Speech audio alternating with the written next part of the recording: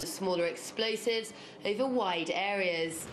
Fired into populated areas as they were in Misrata recently, they almost guarantee civilian deaths, one of the many reasons more than 100 countries have banned their production.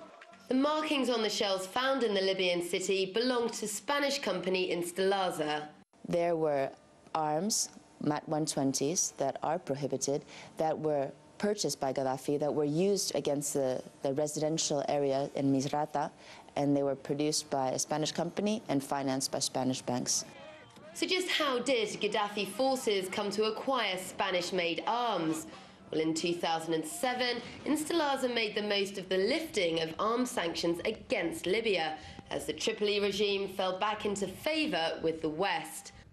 Spanish company won a contract to supply Gaddafi's forces with their cluster munitions, and did so until 2008, when Spain signed up to the International Convention banning their use. But with Libya now once again the enemy, Spain, as part of NATO, finds itself fighting a regime that it itself helped to arm. And the trail goes back much further to Spanish banks, which provided the financial firepower to Instalaza to make their deadly weapons of war.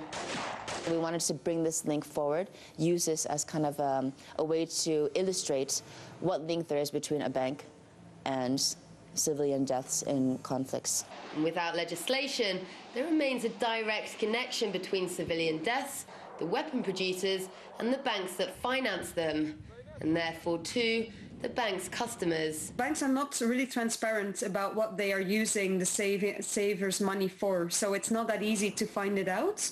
A recent report by Spanish NGO SETEM revealed that as many as 14 banks in Spain are involved with funding weapons producers.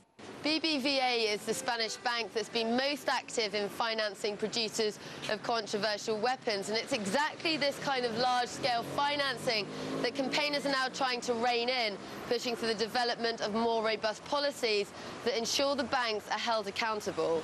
Many of the banks named in the investigation are now coming forward to say their policies on funding arms production are to change, with or without legislation.